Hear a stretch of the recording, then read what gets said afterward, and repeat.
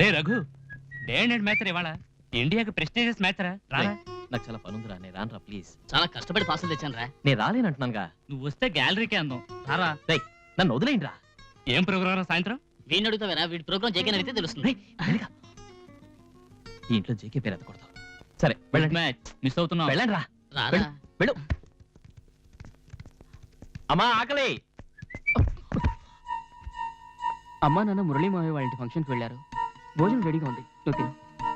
వద్దు, నేను బయట తింటాను. రఘు, నీకోసం వచ్చింది, అమ్మ చెప్పమంది. నమస్కారం.